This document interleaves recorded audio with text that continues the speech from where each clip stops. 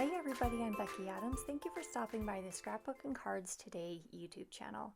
Today I am creating a 12 by 12 layout that is in the spring 2022 issue of Scrapbook and Cards Today magazine.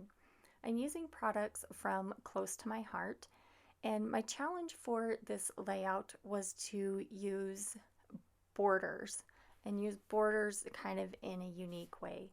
So I'm using lots of border stamps from close to my heart to create some fun interest on this large heart that I will be putting on my layout here in just a minute. So the first thing that I did on this layout was to cut out this large navy heart. And I cut that out of pattern paper from the Candid Moments workshop kit, and I used my electronic die cutting machine to just cut out that basic heart shape. You could also use any sort of shape. The heart is easy to cut out. You can even hand cut it if you'd like. It would be fun to have a circle or a star or a square. There's tons of possibilities with shapes that you can do this technique with. So I am using sapphire ink, and I chose that ink because it had just a slight contrast with that navy pattern paper. I wanted something that would show up but not be really stark, if that makes sense.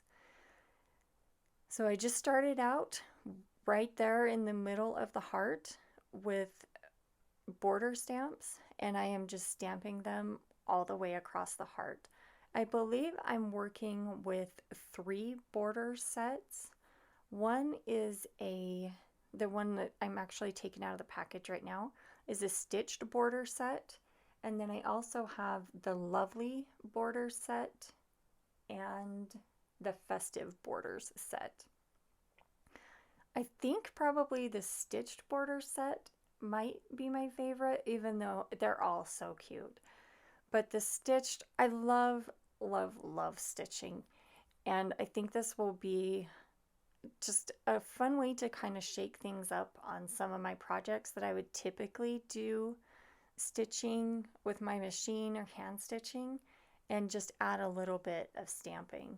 On this layout, I actually have stitching that I did with my sewing machine, as well as stitching with this border stamp set, the stitched border stamp set. There's not a whole lot of rhyme or reason to which stamps I'm stamping where. I'm just trying to vary. I don't want like a stamp that is really heavy to be next to another stamp that's really heavy. And I don't want stamps that are, like, I don't want 2 scallop stamps right next to each other. I don't want 2 floral stamps right next to each other. And I'm trying to vary. I don't want even stitched stamps too close together. So I believe that this is the last stamp on this heart, and then I've just got to clean up my mess. Oh, nope, I'm adding one more at the bottom.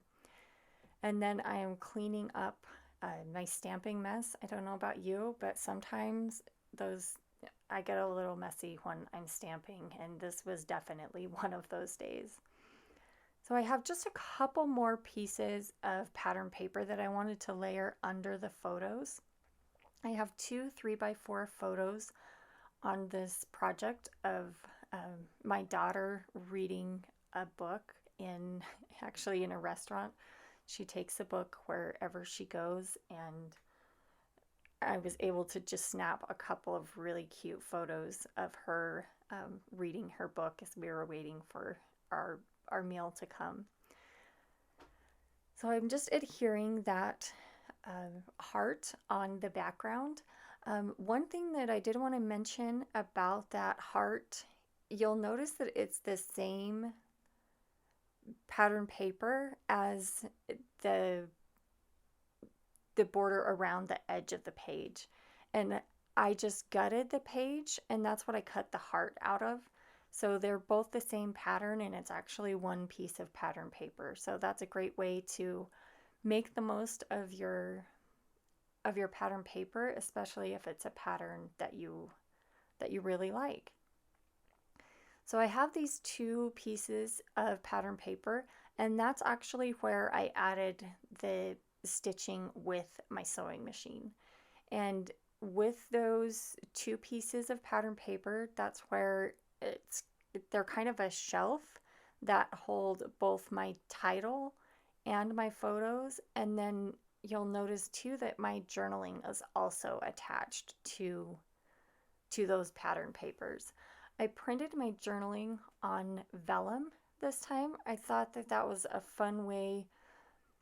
Of course, I wanted the story there, but I didn't want a big heavy block of white journaling there at the bottom because I felt like it kind of detracted from that heart and all that fun stamping that I did on the heart. And so that's why I went with vellum. And then I also printed the journaling with navy ink to just kind of emphasize the navy that I had going on in several places here on the layout, and it didn't add another color of black to the project when I don't have any black anywhere else. Anyway, I don't do that very often, but on this project, I thought that it was a fun way to add another pop of navy and make that coordinate with the stamping that I did up on the heart. So the next thing I'm doing is working on my embellishments. So there are two embellishment clusters on this project, and they are both mostly made out of flowers. And I'm taking these flower die cuts. There's kind of this really pretty coral color in the larger flower, and then I'm layering a lighter pink on top. I slightly bent the petals on the larger flower up, and then the petals on the pink flower down, and that just adds a little bit more interest. And I'm just bending those petals slightly. I don't want to crease them, but bending them just gives a little bit more dimension.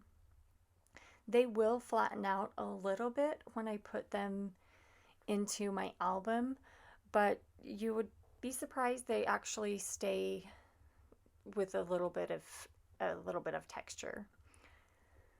So I'm just bending, slightly bending those leaves on that top piece again, or those petals, excuse me. And then I'm adding white leaf die cuts around those flowers.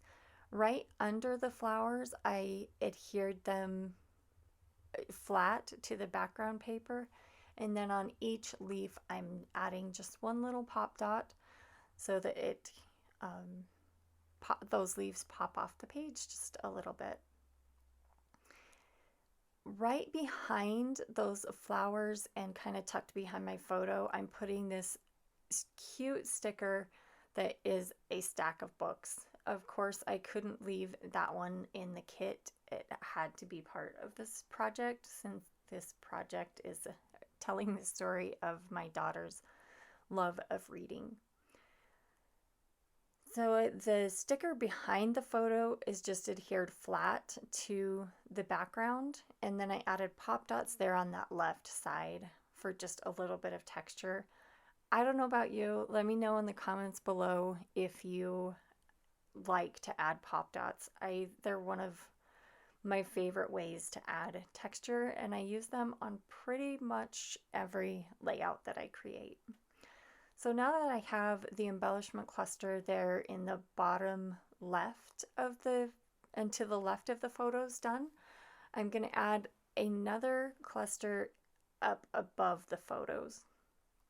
And this one isn't going to be nearly as big, but it's just helping balance out kind of that really big cluster that I've got in the opposite corner of the photos.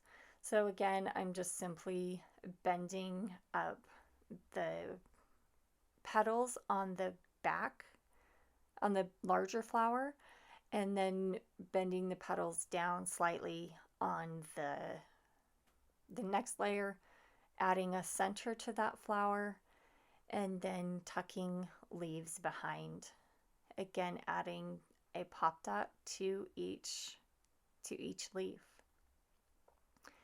And then here, last but not least on these embellishment clusters, I wanted to add something else in the center of both of those flowers. They still looked a little sparse to me for some reason.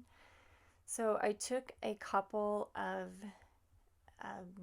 navy buttons from my stash and just stitched them with white crochet thread so that they weren't, there was something in the holes, and then I used some glue dots to adhere them to the center of the flowers.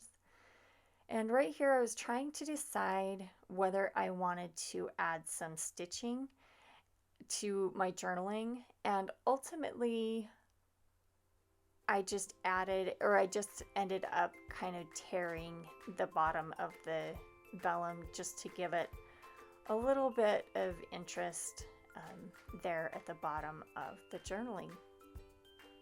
And with that, this page is finished. So thank you so much for stopping by the Scrapbook and Cards Today YouTube channel. I appreciate you taking time out of your day to spend here with me. If you haven't done so, we would love to have you subscribe here to the channel. Thank you again for stopping by, and I'll see you again soon.